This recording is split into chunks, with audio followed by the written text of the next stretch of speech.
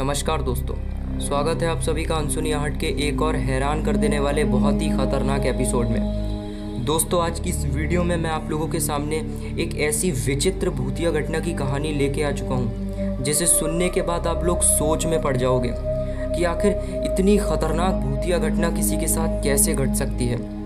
तो दोस्तों, बिना देर किए आइए बढ़ते हैं आज की इस खौफनाक घटना की ओर। दोस्तों, आज की जो घटना है वो आज से करीब 10 साल पहले नागपुर में रहने वाले एक छोटे से परिवार के साथ घटी थी, जिसमें कुल 4 लोग थे। मोहित की पत्नी मीना और उनके 2 बच्चे भी थे, जिनका नाम था अनुराग और रितिका।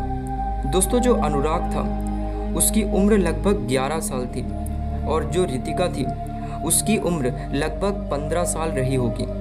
दोस्तों, जो मोहित था वो बिल्कुल खुशहाली से अपना ज़िंदगी काट रहा था। मीना जो थी वो घर का काम किया करती थी और मोहित बढ़िया अपने ऑफिस जाया करता था। दोस्तों, जो मोहित के मम्मी पापा थे वो अक्सर गांव में रहना ही पसंद करते थे। उन लोगों को शहरी माहौल पसंद नहीं आता था, इसलिए वो लोग गांव में ही बसे हुए थे।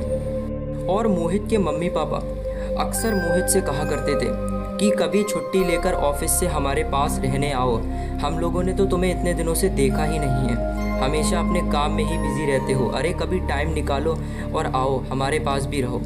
दोस्तों, जो मोहित था उसको अपने ऑफिस से छुट्टी नहीं मिला करती थी, इसलिए मोहित को अपने मम्मी पापा से दूर ही रहना पड़ता था काम करने के लिए। ऐसे ही करते करते दिवाली आ चुकी थी और इस बार दिवाली पर मोहित को अपने ऑफिस से 1 हफ्ते की छुट्टी मिली हुई थी। इस बार मोहित ने सोचा कि हम इस बार की दिवाली गांव में ही मनाएंगे।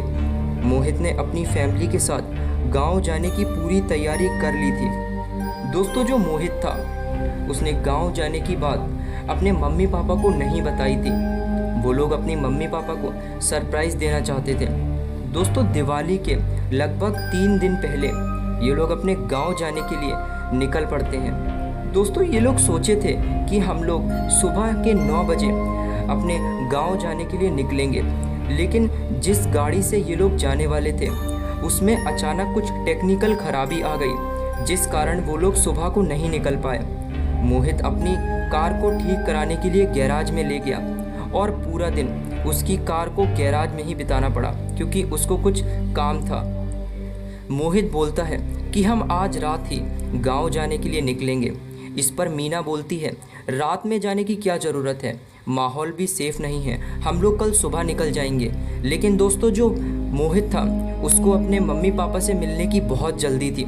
उसने कहा नहीं, हम लोग आज रात में ही जाएंगे।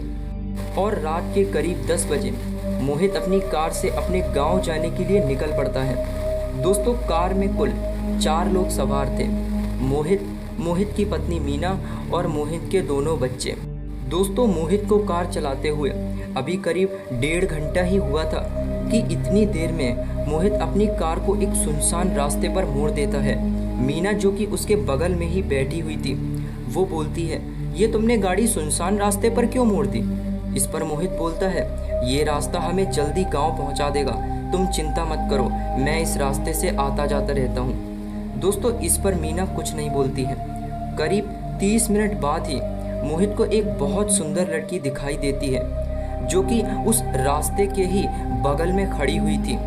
मोहित अपनी कार को उस लड़की की ओर लेने लगता है कि तभी मीना बोलती है, अरे ये क्या कर रहे हो, उस लड़की के पास मत लो, हो सकता है वो कोई भूत प्रेत हो, क्योंकि मैंने सुना है कि रात को कोई भी अनजान दिखे तो उससे दूर ही रहना चाहिए और ये तो बहुत ही सुनसान रास्ता है। इस पर मोहित हंसते हुए बोलता है, अरे ये भूत कुछ नहीं होते हैं, यहाँ से कोई लड़की गुजर रही होगी, हमें उसकी मदद कर देनी चाहिए।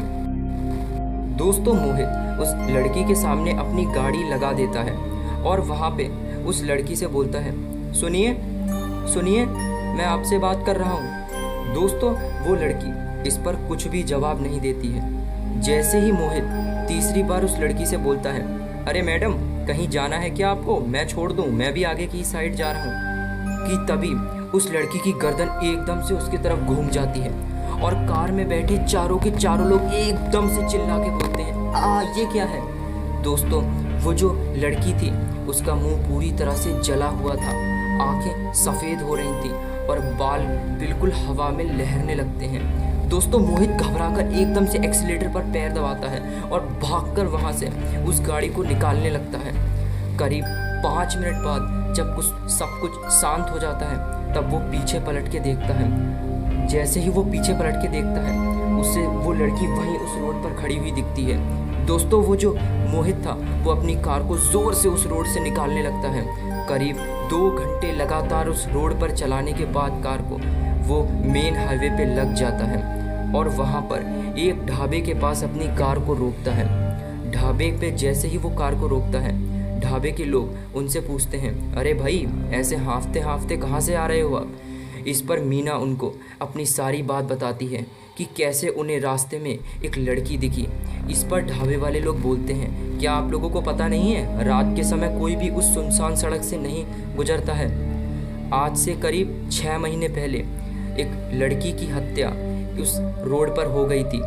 तब से लेकर आज तक करीब 3 से 4 घटनाएं उस रोड पर हो चुकी हैं। ये तो भगवान का शुक्र है कि आप लोग वहाँ से ज़िंदा निकल आए, बल्कि कुछ लोग तो उस रोड से ज़िंदा वापस तक नहीं आ पाए। दोस्तों इस पर मीना के पैरों तले से ज़मीन खिसक जाती है और जो मोहित था वो भी एकदम से घबरा जाता है। दोस्तों मोहित फिर कभी भी रात के समय उस रोड से नहीं निकलता है। तो दोस्तों ये हॉरर स्टोरी आपको कैसी लगी आप लोग कमेंट सेक्शन में ज़रूर बताइएगा। दोस्तों आप लोगों के पास भी अगर कोई हॉरर स्टोरी है तो आप लोग उसे हमारे इंस्टाग्राम पर लिखकर शेयर कर सकते हैं। इंस्टाग्राम की लिंक आपको हमारे डिस्क्रिप्शन बॉक्स में मिल जाएगी। तो दोस्तों मिलते हैं आपसे एक और नई हैरान कर देने वाली भूतिया घटना में। तब तक के लिए बाय।